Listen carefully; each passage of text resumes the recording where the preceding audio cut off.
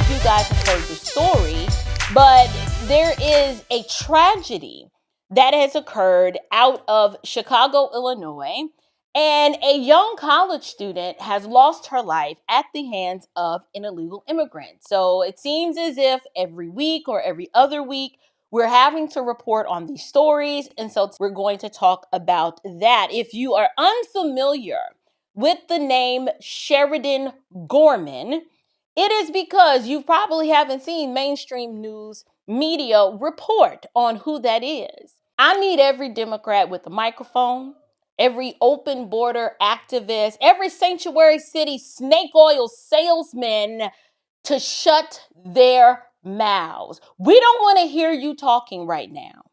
And the reason why we don't want to hear you talking right now is because a young woman is now dead. A college student is dead. Her name, we're going to say her name and we're going to add her name to the list. Her name is Sheridan Gorman, and she would still be here studying, laughing with her friends, annoying her parents like most college students do because they don't answer the phone when you call. You know what I'm saying? You call them and you like, how many times I got to call you? And they're just being college students. She would be making plans, building a whole life right now, but instead, her family is planning a funeral.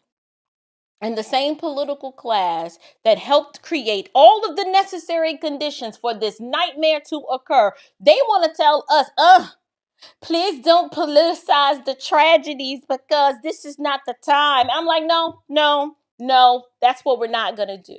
We're not going to let you try to fake virtue signal to us as if you care or concerned about Sheridan and her family. We're absolutely politicizing it because you don't get to flood the country, shield illegals from being prosecuted properly or extracted and taken back to their country. You don't get to obstruct law enforcement and ignore warnings and then act offended when we, the American people, start connecting the dots and figured out that this was y'all's funky little plan all along. So no, the game is over. So tonight, we're going to talk about the tragic killing of a Loyola freshman. Her name is Sheridan Gorman. So we're going to talk about that and the cowardice of the political class that's trying to separate her death, right? They want to separate it from the very policies that made this kind of evil likely. And I'm just going to go and say it up front. This is not about hating immigrants, okay? I've shared my story on this platform plenty of times. I am foundational Black American on my mama's side and my father's side of the family. We're a family of immigrants. My grandparents migrated to this country, one from St. Thomas, one from the Dominican Republic. So I don't have beef with immigrants. I have issues with illegals. And that's the terminology that we use over here because we like to speak in truth and transparency. This is about the truth. It's about calling lawlessness, and government failure. The American people have been treated in this whole immigration crisis like some disposable pawns in the Democrat political racket. And if you are an American parent and you're watching this tonight, you should already understand the issue. If you've got teenagers or young adult children, you understand the fear and the worry that can grip you when your babies are away from you and you're trying to let them, fly out the nest and flap their little wings. And then you get that call that it was your baby. It hits different when it's your kid. When it's your child that you sent off to college in a country where you're like, they ought to be safe, right? And it's safe enough to walk with their friends to go look at the sky without being gunned down by somebody who wasn't even supposed to be here in the first place. This is not extreme. Now, it is partisan. It's become partisan only because the liberal left has made it partisan. But this is a bipartisan issue because the vast majority of Americans are like, okay, this is like common sense. Like, we opened up the border and just let all these people in. We don't know who these people are. And now we got to get them out. Leftists don't even live their personal lives like this where they just let anybody in. Most of them, the elite ones, They live behind the pearly gates in gated communities where you got to stop at the desk or at the gate and let the person know who you are, who you coming to see, how long you gonna be here. Let us phone and identify you first. Are they good to come in? Okay, we'll let you in, and they buzz you in. That's just called civilization. That's all it is. So J.B. Pritzker finally speaking out days after an illegal immigrant was arrested in the shooting death of an 18-year-old college student. The governor saying, quote, Sheridan Gorman's murder is a tragedy and the person responsible must be held accountable to the fullest extent of the law. My deepest condolences to the family, friends, and Loyola University community grieving this devastating loss. May her memory be a blessing. The illegal Venezuelan migrant is facing 6 felony counts, including first-degree murder. The hearing for Jose Medina has been postponed until Friday. This tragedy hits close to home for our next guest, who is the Assemblyman representing Sheridan's hometown of Yorktown Heights. Republican New York Assemblyman Matt Slater joins us now, and we thank you so much for doing just that as we mourn the loss of this young life taken far too soon and so senselessly. How is your community reacting to this tragic murder, and how is she being remembered? Well, thank you, Carly, and good morning. Yeah, this is an absolute senseless tragedy, and our community is completely devastated.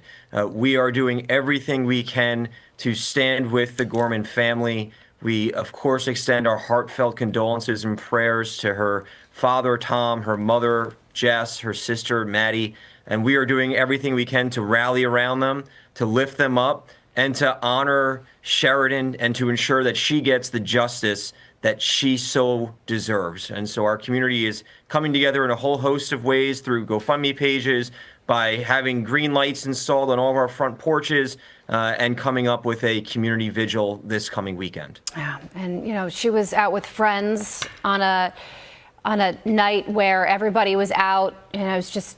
She was the one that was senselessly targeted by this horrific crime.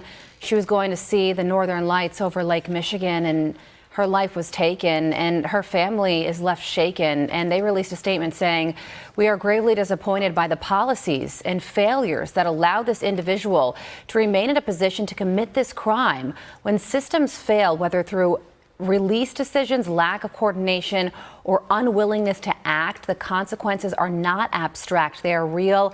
In our case, they are permanent. I read a portion of Governor Pritzker's statement, but he also said that we need to stop politicizing heinous tragedies. We heard the family just there blaming policy decisions on her death.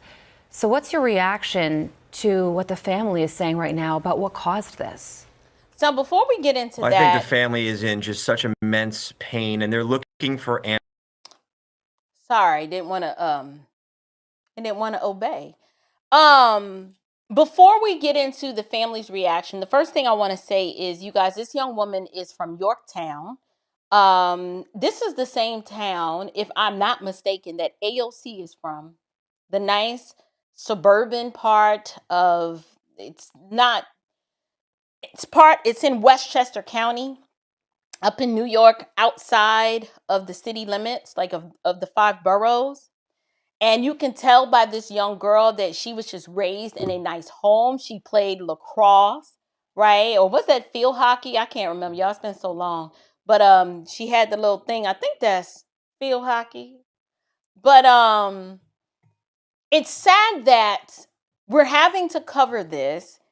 And it's also interesting that this is the Assemblyman. He is a Republican from AOC's hometown, not the Bronx district that she currently represents, where she perpetrates like she's from, but actual up in Westchester County that is overwhelmingly way more red than you would think. That is where Sheridan Gorman is from. And her family is pissed, okay? They are mourning, they are angry, they are hurting.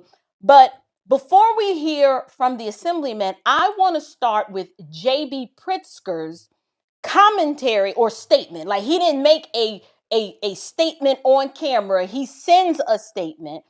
And this man had the audacity to suggest that we need to stop politicizing this tragedy. And I'm like, sir, the family itself pointed to the policy failures, your policy failures that allowed the accused illegal immigrant to remain in a position to even commit this crime in the first place. Here's the $1,000,000 question. I know this answer gonna be hard for Democrats. Why is he even here? Like, why is this man still in the country? Sir, how is this not political? Explain it to me. Maybe because I'm black and slow. So slow it down. Because I know you white liberals, you think we're not that bright anyway. So talk, like, break it down and talk down to me. How is this not political? What was your border policy not political? It absolutely was. Is sanctuary policies a political issue? Yes, it is. Was the decision to protect illegal aliens from meaningful coordination with the federal immigration enforcement, is that political? Why can't you cooperate with ICE? Did y'all know? I did a little research. Up in Illinois, they have this law called the Trust Act. And these people actually put legislation in place to restrict state and local cooperation with federal immigration authorities. And it on purpose, it limits honoring immigration detainers. So they actually have put policies in place to create the perfect storm for stuff like this to happen. So if the setup was political, if all the shielding and the bobbing and weaving that y'all are doing is political, if the enforcement failures was political, then I'm sorry. Like I said, maybe I'm just black and slow. Maybe the consequences are political too. You can't build the trap to set all of this up and then act shocked when somebody points out that your trap killed somebody. It's kind of like the arsonist setting something on fire and then saying, don't politicize the fire. And you're like, no, we're gonna politicize it because we're gonna discuss the fire. We're going to discuss who struck the match, and we're going to discuss who kept pouring gasoline on the fire while lecturing the rest of us about y'all are not being compassionate. But this is what Democrats do. This is what they make these statements to try to moralize and appear real moral in public, be all sentimental for the press, and then grandstand. They grandstand all in front of the cameras, but then the ordinary Americans, we're the ones that pay the bill in somebody's blood. There's always bloodshed. That's just the truth. When these policies are repeatedly creating predictable outcomes and victims, like, I'm wondering who's sitting back saying, we couldn't have seen this coming. I mean, I know we got the Trust Act in place that limits cooperation with the local and the state officials with ICE. So that means the illegals have got the memo that if they create a crime, because they're here illegally, now that's a crime in and of itself, but if they create a crime, ain't nothing gonna really happen to them. They're almost incentivized to keep harming people. You've got policies that are creating predictable victims. At that point, it stops being an accident. It stops being, well, this could have happened to anybody. And this just starts looking like negligence. Now, let's be real clear. The Medina guy, the guy accused of this crime, he is the one that we need to he's the one that actually did it. So he's morally responsible for Sheridan's death. They are charging him with first-degree murder. And he's also being charged, I think there's a firearms charge that he's also going to incur. But there's a political system that let him remain here after prior encounters with law enforcement. That deserves some scrutiny. Like, he was already busted for shoplifting. They let him out on bail. He has an active retainer, or not retainer, detainer, and yet he's still here. And I know so many of y'all are like, why is she so dramatic over this issue? Today I was watching.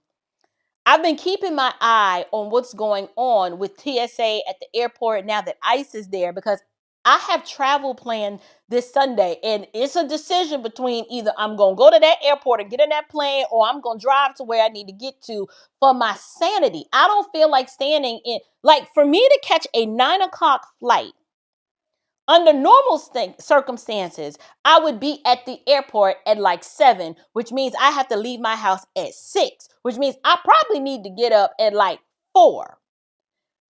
In this climate, I might as well not go to bed, because I'd have to probably be at the airport at 4 to make a 9 o'clock flight, or maybe earlier. And I'm bringing that up because I was watching some TikToks of, Lord have mercy, my kinsmen according to the flesh. That's black people. When y'all hear me use that term, I'm talking about the people who look like me ethnically, not ideologically. I'm hearing these people talk about ICE and talk about how can these black people, these black men and black women, work for ICE. And I'm like, how are you this brain dead? How are you caping for ICE? Like, who told you that this was a moral and righteous position to have, to hate the people who have been commissioned with the responsibility to keep your retarded behind safe, to keep you and shield you from imminent threats of individuals that we know nothing about, and they're doing their darnest to identify these people, round them up, and send them back. And you're mad that there are brown people, black and Hispanics, who've chosen to wear that uniform despite, I'm trying to even understand why there's a stigma around it, but then again, I understand leftist progressives, they are in charge of the mainstream media and they have the narrative. So the brain dead idiots that I'm talking about, they just watch CNN all day, but even their observed reality has dulled their senses so much that they don't realize how stupid they sound when these individuals are working a good federal job that is honorable. They are working with their hands unto the Lord, trying to keep you safe, and you're out here talking trash about them. If I happen to decide to fly on Sunday and I see ICE at the airport, I have to give them some words of encouragement to let them know that we appreciate what they're doing, because they don't have to do this. But the people, the men and women who are putting on that uniform, understand the assignment and what this is really about. And you can't do a job like that unless you absolutely believe ideologically that you're doing a good thing. But leftists want you to treat the ICE agent like they're lepers or tax collectors or something. And so I went off on a tangent. I didn't plan to talk about the ICE. But as it relates to this story, it concerns me. We're going to hear from the family. This is the Assemblyman from AOC's hometown district where she grew up. And he is going to speak, not necessarily on behalf of the family, but give us some insight as to what they believe and how they're feeling about this whole situation. So let's take a look. Answers, and deservedly so. And right now, again, our focus as a community is the family, is rallying around the family. But there is no doubt that justice and answers are needed. I think the governor is completely wrong in his statements. There is no doubt, as the family has pointed to, that this is a result of failed policies and open borders. Mm-hmm. And right now, we need to take a hard look at the procedures in place, at the systems in place. And we also need to remind people that here in the the state of New York, the governor and Democratic leaders, they are negotiating right now to further instill sanctuary policies, not just in big cities, but across the entire state. Those are the same sanctuary policies that prevented coordination between local authorities in Chicago and federal immigration authorities that ultimately, in this case, led to this senseless and horrific tragedy. And so obviously. Does everybody know why Kathy Hochul, state legislators, city officials are actively doubling down, trying to put policies in place to make sure that there is zero cooperation with ICE? Y'all, we are in a death fight.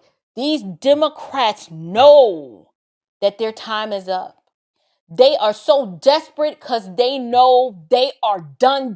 Stick a fork in it, done. Meaning you should have pulled the meat off the grill yesterday and there's nothing left but just crud and embers. That's how done they know they are. So they have to keep as many of these people here because they don't have a backup plan. Y'all got to remember, Donald Trump wasn't supposed to win. Kamala did what she was supposed to do. She sent the whistle out and told the illegals to come. Joe Biden made sure that all the necessary conditions were met at the border so that these people could just waltz all in. Remember the caravans? How the caravans was just coming? Kamala did her part. She looking back like, well, I did my part. Now y'all got to do y'all part. Y'all have to put legislation in place to make sure that all of these people that we unleashed into the interior of the country, they got to stay here because there will be no congressional power without us having the numbers of those bodies in these blue cities so that we can get the congressional seats and the appropriation of funding. They got to have these illegals here in time for the census. So they're fighting tooth and nail. They don't care how many of your kids get murdered in the process. They like, listen, okay, 20 million illegals, 10 dead American females. I mean, to them, the ends justify the means. You got to look at the big picture. These people, their conscience is so seared that even in Governor Pritzker's statement, he's just like, let's not politicize this, right? Like, don't look at what your eyes actually see. We got to remain focused on the goal. He got Brandon Johnson in Chicago doing his job. They got Karen Bass in LA doing her job. They got, what's the name? Here in Atlanta, what is the mayor of Atlanta's name? I can't remember that fool's name. All of these blue cities and municipalities are doing their job. We don't cooperate with ICE. We don't cooperate with ICE. We don't care how many people these illegals kill. If we lose one, that's one too many. They still out here fighting to ensure that Abrego Garcia doesn't get extradited. Where they trying to send him? Liberia. They trying to send him to Liberia, y'all. They don't even want one to go. You could think they could at least hide their hand and fake it and be like, all right, let's do the math. Based on how many illegals we let come in, we got to account that some of them are going to be criminals. Like some of them just going to be out here wilding out. Why don't we just say, out of all the illegals we brought in here, let's take the L on the criminal ones and just let the ones who are quiet and didn't do nothing to nobody and ain't saying nothing, they're just under the radar, just leave them alone. They could at least fake it and hide their hand if they were outraged when something happens to an American, but they can't even put the poker face on for that. They can't do it. They don't want to lose not one. You know how hard these people are fighting for illegals? And I don't know if this is a good analogy or not, but it just came up. I'm like, do you know the parable of the lost coin? Or how, look, the lost sheep, they're like, look, I got to go, the 99, I got to go back for that one. This is how these illegals, the Democrats are committed to this illegal immigration issue at your expense. They don't give a darn. That's their lost sheep. We can't send him back. Yeah, he done did some bad things, but I mean, she just a little, I don't know. Well, Gorman is a Hispanic last name. She a little Hispanic. Could have been a black woman. They don't care. She white, black, brown, purple. They do not care. To them, like I said, they allowed this individual to remain in a position to commit this crime. And now that the system has failed and we have real consequences, permanent consequences, because we can't get her back, J.B. Pritzker is like, well, just stop politicizing it. And what he's really saying is, please do not examine the ideology that made this possible. And I'm like, well, too bad, okay, because we're examining it.